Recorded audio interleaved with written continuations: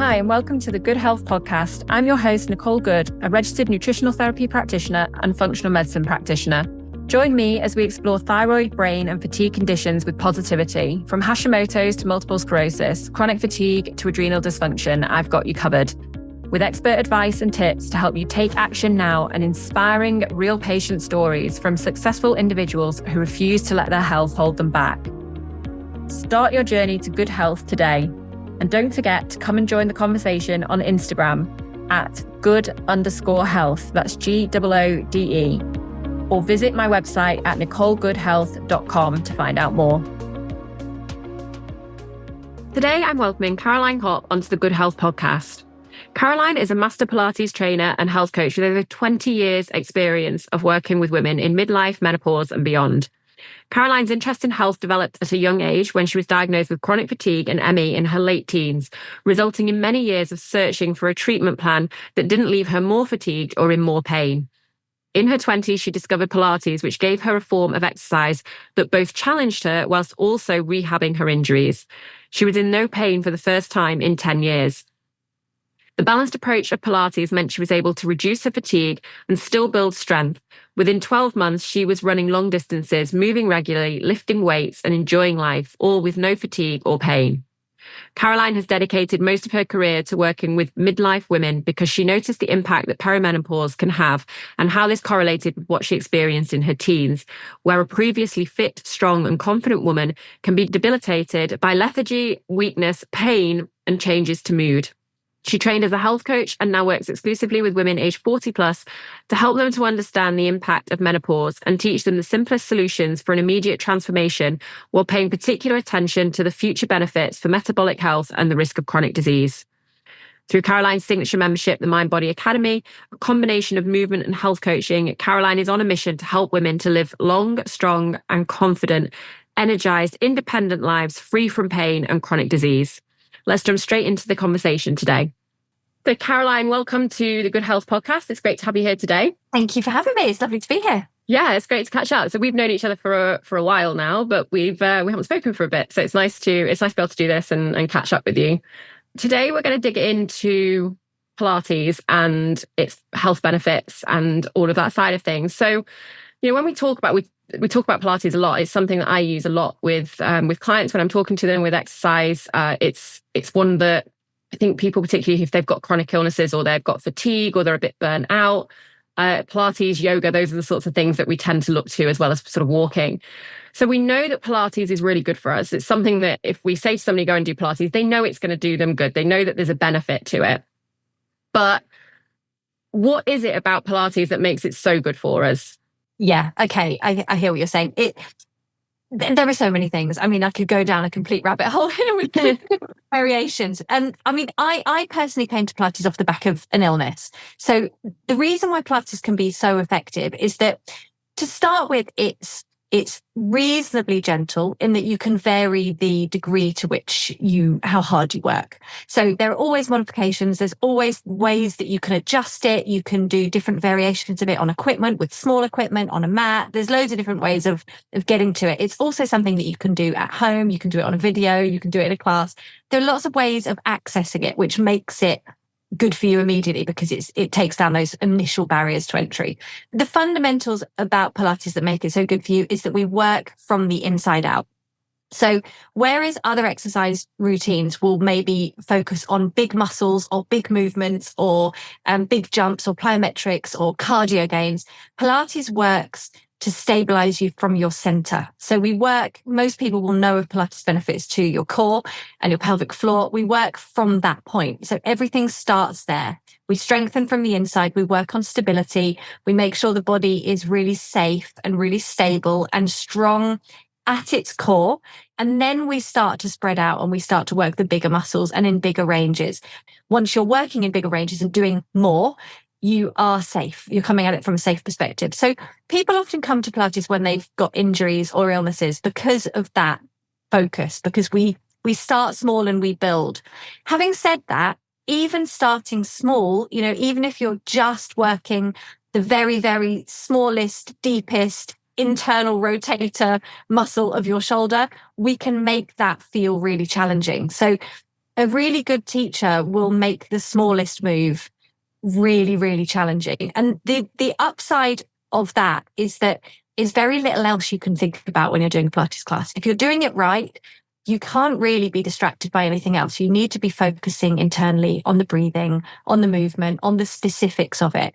So it's a really nice option if you are suffering with fatigue or stress or anxiety, because often people tell me they come to the class and it just gives them a respite from the rest of the world. So there are so many benefits. There are, muscular benefits. We all know that we need to be building muscle, and we do that in a really safe way. I find often women start to go straight into strength training, for example, because they've heard that over 40, they need to be gaining muscle. And that's all true.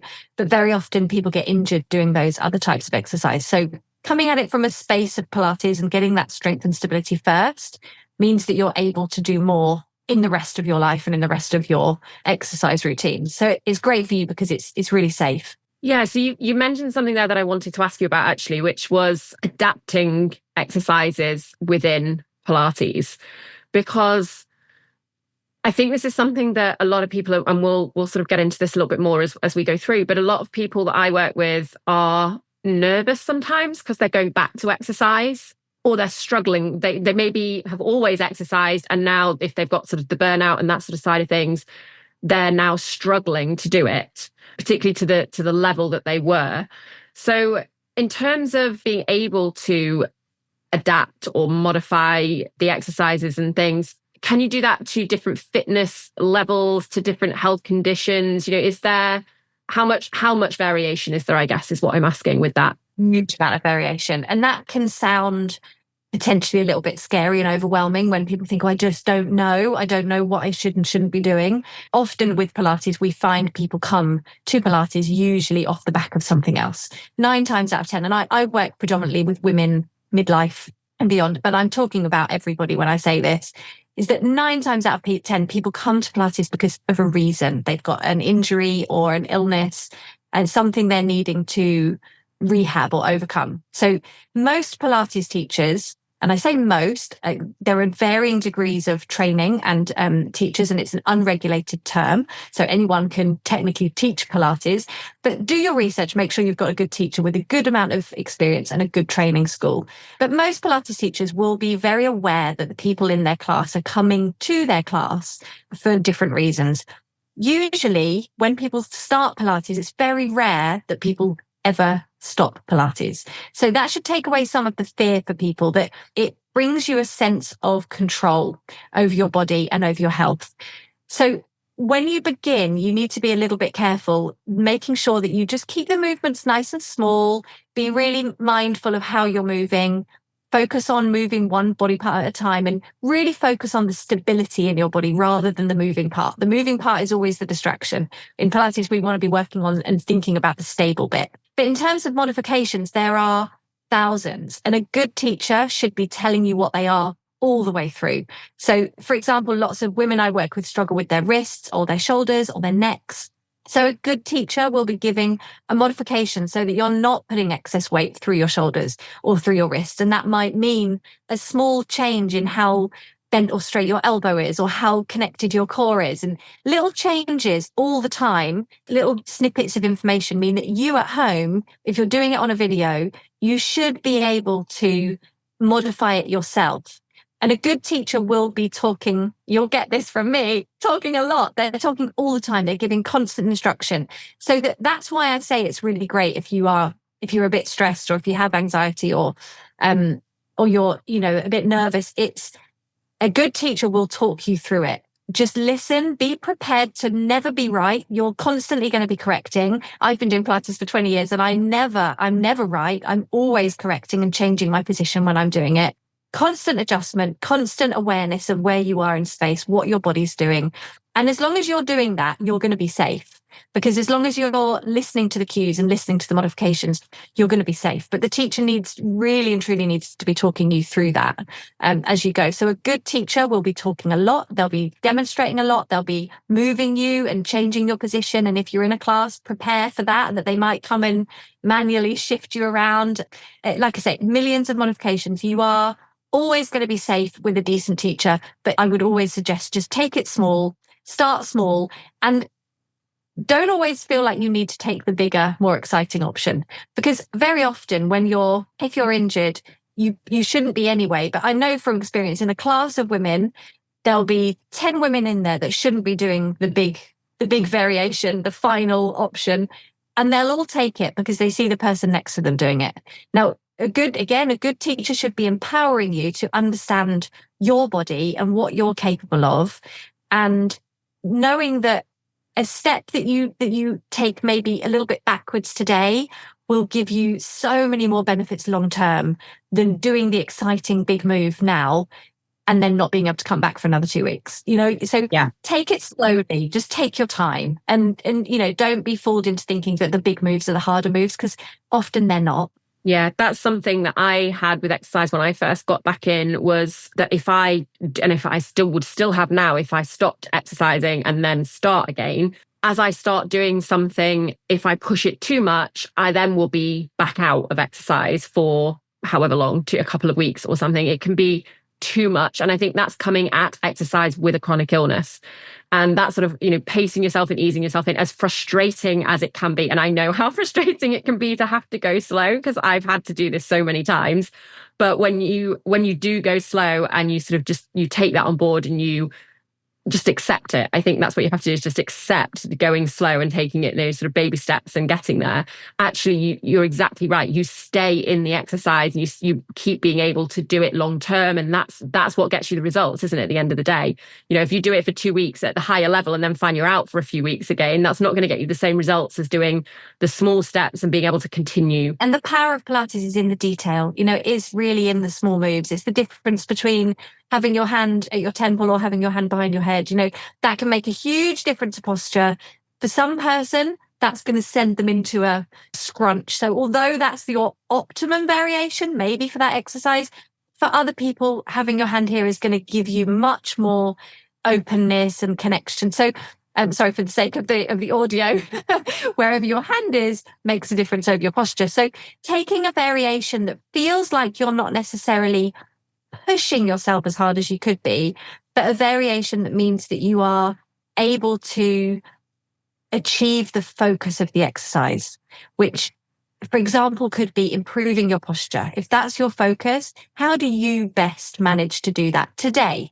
Knowing that in a month's time, that will be different. We will move you on and you will change. And the great thing about Pilates is that I find people notice differences really quickly, that very quickly people are saying, someone noticed that I was sitting a bit taller at the table, or, I managed to touch my toes, or, I didn't need to warm up before I got out of bed this morning. The differences and the changes happen quite quickly if you're consistent. But like you say, consistency is the goal, much, much more than, the big moves, because it's what keeps you there and it keeps you moving forwards. It's easy to see how that would work for people who don't know Pilates. It's easy for them to see how that would work in a one-to-one kind of environment, with you there watching the person, helping them, talking to them all the time, exactly as you kind of explained. But if people are thinking actually they would rather do a class, if one-to-one's maybe not an option for them, they want to do a sort of Pilates class, is that still something that is easily done within a group environment? Is it still, should people be looking for a teacher that does come out and move them, and sort of adjust them? How does it work differently, I guess, is what I'm asking, in a sort of group environment compared to a one-to-one? Yeah, I mean, of course, in a one-to-one, you're tailoring it exactly for what that one person needs. But having said that, I run groups and I run online, and my feeling is, so to give you an example, during COVID, I set up a membership where people were doing the exercises at home. So 20-minute sessions that I was advising they do 3 a week. When we came back into real life classes after that, the difference between the women that had been doing that and the women that had been doing nothing was monumental. I can't tell you the difference in the way those women were moving compared to the people that hadn't been doing it. Now, these are all people that knew Pilates, but some had been doing it consistently at home on a video, and some had been doing none because they felt like they wanted the real life class. But the point I'm making is that even doing it at home on a video was such a difference in their posture and their control and their awareness and their strength than not doing it at all. So my advice would be find a way that works for you. You know, if you're not confident to go to a class, do it at home. If you can't get to a class, do it at home. If you can get to one-to-one and afford one-to-one, do that. But find a variation that works for you and your time and your budget and just commit to it, because you will get benefits either way. And like I say, with a good teacher who's able to cue you correctly. So you need a teacher really that has experience of working with people. So I've got 20 years of working with women, and it's only been the last 4 years that I've started doing stuff online. So all of those 20 years have been built, or the 16 years, we're building experience of understanding what bodies do, what compensations people make. You know, people often say to me, I never understand how you can correct me when you can't even see me. And the reason for that is just that I know 9 times out of 10, I know what the mistakes are going to be. So I can run a class and I can not move from the front of the class. I do, but I wouldn't necessarily need to. I'd be able to cue from where I am, because I can see as a group collective the mistakes that people are likely to make. So do what works for you, but do something that you can commit to. And any Pilates is better than no Pilates. I truly 100% believe that. It's something you'll be doing until your final day on this earth, because it will just make you feel so strong and capable. Yeah. Looking at that, I know you sort of said there you can do it right through sort of old age as well. And that sort of, I've been doing a lot of work lately on sort of health span, helping in terms of staying fitter for longer. This sort of longevity picture that we have, which is, you know, we all want to live longer, but actually, do we want to live longer if we're not fit and healthy? This is the big question, isn't it? And I think, you know, something like Pilates actually is expanding your health span, maybe not necessarily looking at your lifespan with it, but your health span in terms of keeping you fitter for longer. And that, I think, is a much more valuable measurement than our lifespan of how long we live. But what sort of symptoms can Pilates help with? So if people have got, you know, aches and pains and things like that, what can it help with? What benefits can people expect to find from, you know, sort of starting Pilates? Okay, so I just to say I completely agree with you in that the idea of being able to live a long, healthy, strong, capable, independent life is just something that we're not focusing on enough. We're in a kind of health crisis, aren't we? Where you know, we're not going to be able to rely on the healthcare that we have. So yeah. I think most people come to Pilates with some kind of musculoskeletal issue. So it might be that your lower back is playing up, you've got hip pain, joint pain. Shoulders, necks are a big one, posture. So those are the kind of physical conditions that people tend to come with. I work with a lot of women around menopause age, because it's the point in your life where things start to go wrong. As your hormones are changing, so is your body. Often women come to me at that point that they've got maybe something that's been niggling for a few years. Maybe they've always had a little bit of pelvic pain since having children, for example, and suddenly it's got worse. And what I would say to people is, at that point, when you feel that change and you suddenly start to notice a shift, that's the point to get on top of it, not in 10 years' time. So thinking about and being really aware of your body. You know, people say to me things like, I'm struggling to roll over in bed because my body hurts. Those are the kind of times, or when I get out of bed in the morning, I'm hobbling for the first 10 steps. Those are the symptoms, the real life symptoms where you want to go, okay, this is only going to get worse. I need to get on top of this now. And whereas 10 years ago in your 20s or 30s, these things might have resolved. You might have found that you got a niggle and then it got better again and it was okay, or a little bit of stretching was enough. Now that's not going to be the case. So definitely any kind of muscular issue, any skeletal issue, any changes due to menopause, joint pain, arthritis, those kind of things. But also the other reason lots of people do it is, like, as I've already mentioned, is for the mind-body connection, is the cutting out of the rest of the world, the giving yourself a sense of calm and peace and connection with your body. That can be incredibly powerful for the rest of your day and the rest of your life. It's that, I saw a meme the other day and someone said, you know, when Pilates is working for you, when just doing Pilates just makes you feel normal again. That's what it takes to get to normal. And when we're looking at the long-term lifespan and health span, we want to make sure that we've got a body now that is going to support us in 20 or 30 years' time. So it's looking ahead a little bit. And you might want to do things like look at your family, look at your mum. You know, one of my clients said to me, her mum was using a TENS machine to get out of bed in the morning by the age of 70. That's something that you might just want to consider. If that was my mum, could that be me as well? If you're really mobile, hypermobile, or have ever struggled with dislocated joints, that kind of thing, that's going to be a problem in 10 years' time. So just looking at your body, looking at maybe your family history and figuring out if there's a reason for you to be doing this. And the other thing is you're looking at your elderly parents and you're thinking, oh my God, you know, they can't even bring the shopping in from the car, or they can't go for a walk because they need the toilet all the time. You know, look at those things as patterns that might also apply to you down the line.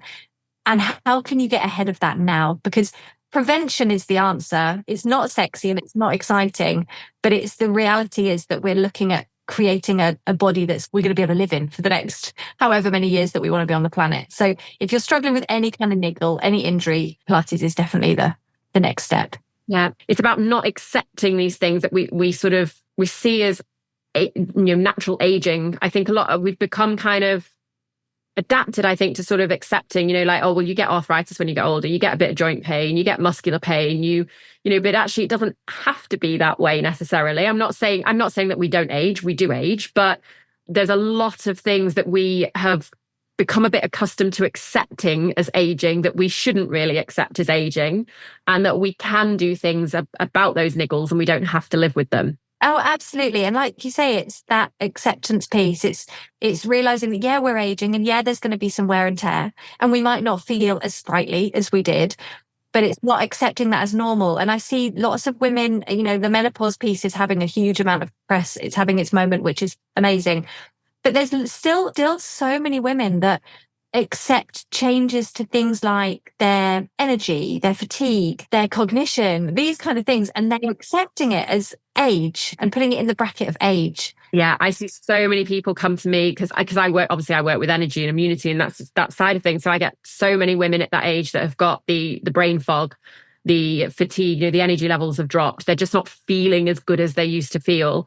And it comes on quite quickly with a lot of them. All of a sudden they're starting to feel this way. And I'm working with so many women like that now. And I think this is actually why a lot of people aren't necessarily looking for answers. The women, obviously, that are coming to me are not accepting it. They're the ones that are saying, I want to do something about this. What can I do to get back? But there are a lot of people that don't reach out, that are not working on it. And I think a lot of that is exactly as we've been saying. They've accepted that actually they're getting older, they're going to be more tired, they're going to have the joint pain, these things are going to happen, they're going to have brain fog, they're not going to be quite as sharp. But there's so much that can be done, as you've said, in a preventative way to protect from the future. But even if these things have started, or even if you've suddenly started to get these symptoms, you can still jump in and do things, can't you, to help? Absolutely. And I like to work on the basis of, let's get you an immediate transformation now. So you're feeling stronger and brighter and more energetic and your cognition is clearer. And obviously, as you know, there's tons you can do around nutrition on that, but there is loads of research coming out more so now around the idea of connecting your mind and your body and the impact that can have. So when you're moving, but you're really having to think about how you're moving. So we know that walking is great and we know that lifting weights is great, but having that real specificity over how you're moving is so good for cognition. So let's get you a transformation now so you feel better in your body and your confidence. But let's also then, once we've got that, let's keep that and keep it for the long term. And I think you're absolutely right. There's a potential gap between people realizing there's even a problem and understanding that it's not normal to feel like this, or it's not, maybe it's normal, but let's not accept it. Do everything we can to, make those changes. And often I hear the lifestyle around your kind of 40s and 50s and, elderly parents, kids leaving home, busy jobs, busy lives, coming up to retirement, but not quite there yet. So much going on, so few boundaries around it. That women put up with a lot and they're very often right at that bottom of the pile. So noticing that your mood is low or that your energy is low or that actually that joint pain isn't normal, noticing it is one thing and having the time to do anything about it is another thing. So finding a way that, like we've said already, finding a way to incorporate this in your life that isn't overwhelming and that can just be 5 minutes here and there. I have a thing in the membership, which is a 5-minute more, and it's just 5 minutes. So if you can do that a couple of times a week at your desk, in your kitchen, wherever, that's a really great starting point. Better than nothing.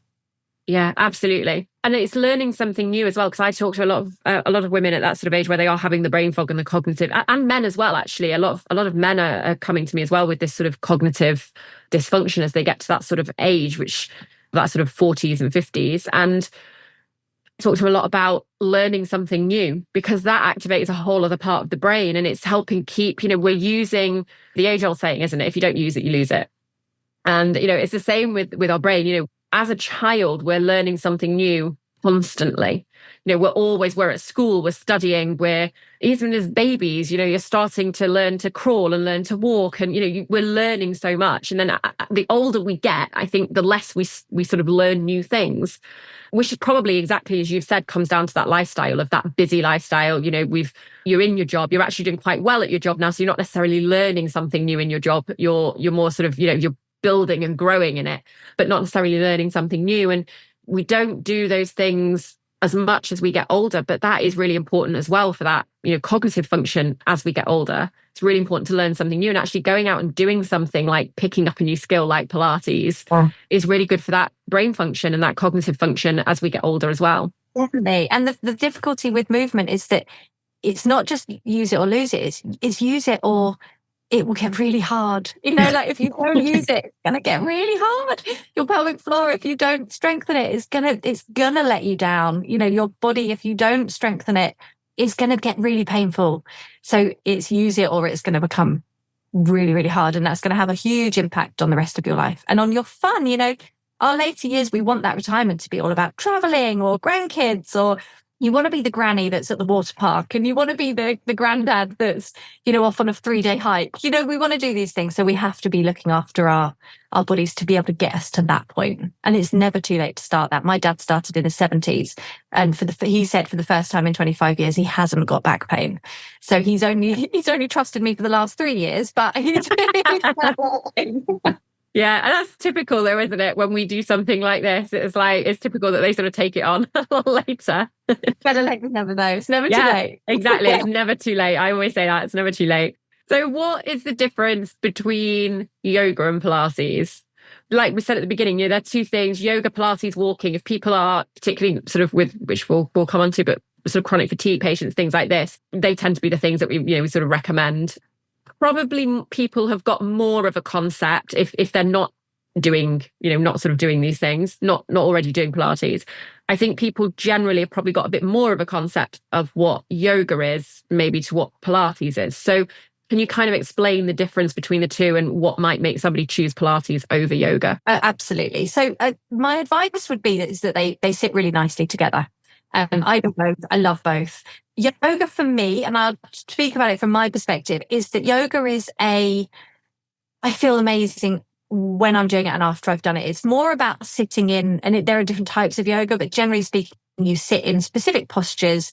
They're all about opening the body, lengthening, finding space, improving posture, and the breathing. So Pilates is slightly different in that it's more about moving. It's about moving within specific ranges. So whereas yoga is a holding of a position generally, and that can be faster or slower depending on which type you're doing. Generally speaking, you're holding postures and poses. In Pilates, you're moving. If I was going to be recommending yoga, I would more recommend it from the mental health perspective, in that it's very mindful, very flowy. You get lots of stretching and opening of the body, which can release so much tension. And so it's brilliant from that perspective. And like I say, I absolutely love it. Can't speak highly enough of it. Pilates, I would do if I was injured. If I was coming at this from a aches, pains, strengthening perspective, I would do Pilates. So I had a lady contacted me as an example recently, and she was wanting to start lifting weights. She's got some back pain, and her GP has advised that she needs to improve her bone health. So she's got osteoporosis. She needs to build some new bone. So we look at muscle building to do that. But the problem is that she's injured at the same time. So to send her straight into a gym and start lifting heavy weights would be crazy. For her, to put her in a yoga class probably wouldn't be quite the right thing, because she doesn't have the strength to be able to support this opening and lengthening. And she could end up stretching too far, making movements too big, and causing more problems. Whereas in Pilates, we will be looking at bringing her into her strength. So getting that internal strength so that when she goes to lift a weight, she's got the strength and support in her core to make sure that she's not falling into bad habits or using the wrong muscles or only relying on the big muscles that are going to pull your bones into difficult positions. So we need to make sure that in Pilates, you've got that strengthening of not just the big muscles, but also the tiny little stabilizers. And that's often the difference between yoga and Pilates, is that yoga's more about the fluidity and the movement and the opening. Pilates probably does the opposite. It brings you a bit more into a box. It controls you and stabilizes you. And that's where your strength is in the stability. So you do get massive improvements to posture and mobility and flexibility, but you get even better improvements to balance and control and support and pain. So I would say those are the two differences. If you have the time, do both. Yeah. But if you're injured, do Pilates. That would be my recommendation. And then once you've got over that injury, then start adding in other movement techniques like strength training and like yoga. Yeah. But yeah, it's great. I love it. You started your sort of health journey started around chronic fatigue when you were very young. Yeah. And that's where my journey sort of started as well. So that's we have that in common. And I think you were young. I think you were about 15. Yeah, I was teenage years. Yeah, so I was sort of 17. So I was a little bit older than you, but sort of similar sort of age. Were you always interested in sport prior to that? Is that something that has grown as part of the health journey? And how has getting into exercise post having something like chronic fatigue, sort of helped and benefited you? And how hard has it been? Yeah, I think people often assume I was a sporty kid, and my kids are really sporty, but I'm not sporty at all, or I wasn't. So I would be the kid that would turn up with an umbrella for rugby practice, I really wasn't. So I had an illness when I was in my teenage years that spurred on chronic fatigue and an ongoing ME. And it put me on a kind of a path of trying to find a solution, because there isn't a cure to either of those. And for me, the answer was movement. So I tried lots of different things, and eventually I would do things like I would start running and then it would hurt my knees and I'd have to stop. And so in the end, I found my way to a Pilates studio in London, and I was in my sort of early 20s at this point. And it just fixed me in every way that something can fix a person. It made me strong. It gave me some confidence. It made me tired in a way that I could understand. I was no longer just knackered because I was exhausted. I was tired because my muscles had been working. So it kind of flipped that fatigue in my head from something that I needed to avoid to something that I was almost kind of chasing a little bit. I liked the feeling that it was like a muscle. I'd worked, I'd earned it. It was the turning point. There's no sort of simpler way of saying it other than it just spurred me and it put me in a different direction. I was and am now able to run. I've never been injured since. I do still struggle with fatigue, and more so from the perspective of being a bit frightened of it than it actually being a real thing. It doesn't really exist anymore, but I'm always just very aware of it. And it's just put me into a different lifestyle. So I really take care of my physical health, my mental health, my emotional health, my energy. Those things are really important to me. And Pilates was absolutely the linchpin in changing that. And that has spurred on all sorts of different pursuits ever since. But I would recommend it to anybody that has a concern over their energy levels, because it really does work you without working you. It really does all the good stuff without any of the bad.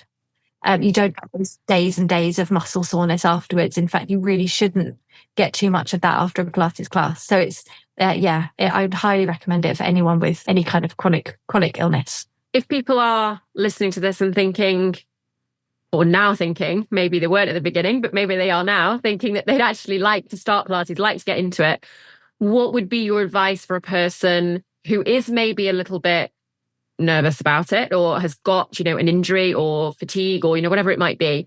How would you advise that they get started? What would you say are sort of the first steps? I would say don't be afraid of it. I would say find a variation that works for you. Like we said, if you need to be at home, you have commitments, or you can only fit in 20 minutes in your lunch break at work, or you want to get out and you want to socialize and see people, go to a class, otherwise do something online. I would highly recommend that you don't use lack of resources as a reason not to do it, or a lack of time as a reason not to do it. Just start. You're not going to cause any harm. Work with a decent teacher. Make sure that that teacher, if you're in the flesh, make sure they understand your concerns. And if you have any injuries, if you're doing something online, take the cues from the teacher, listen. Don't try and do it when you've got 4 kids in the room with you. Take some space. Don't have the TV on. Really, really sort of focus. But I would say don't be afraid of it. Start small, start often, build up the consistency, and just start to build it into your life. Yeah, I think that's really good advice. I think it's the same advice that I give people with, whether it's nutrition steps, lifestyle steps, whatever it might be. It's just take the first step, whatever it might be, however small it might be, and build from there. And I think, small steps make big change. And I think that's... You don't need an overhaul. Anyone can do a sprint, but it's the marathon we're here for, really. Yeah, I love that. I think that's a really great place to finish. I think it's a lovely sentiment to finish on. Caroline, thank you so much for joining me today. It's been great talking to you. Well, I'm just happy to spread the word. Thank you for having me. Yeah, no problem. We'll add the links below the episode for you so that people can find you on your Instagram and on your website, and we'll link your membership as well if people do want to get started and want to have a look at what you're doing with that, and your website so they can find your classes and things. Always up for questions, and feel free to, if anyone's listening and they want to know a bit more, just ask me a question. I'm really happy to help people out and point people in the right direction. Brilliant. Thank you so much for that. We'll make sure all the links below the episode so people can do that. My pleasure. Thanks for having me. I hope you enjoyed this episode of the Good Health Podcast. Do share the episode with anyone who you think it may benefit or who may enjoy it, and help me spread the word by rating the episode or leaving a review. If you want more, you can find other episodes in the series on your podcast app, or sign up to my free newsletter. Not only will you get information on new episodes launching, but we cover lots of health topics with the Ask Nicole section where you can send in your questions, my favorite recipes, my favorite products, tips and tricks to help you on the road to good health, and much more. You can sign up free of charge at nicolegoodhealth.com/newsletter, also linked below. I hope you have a lovely week. Don't forget to hit subscribe, and I'll see you next time.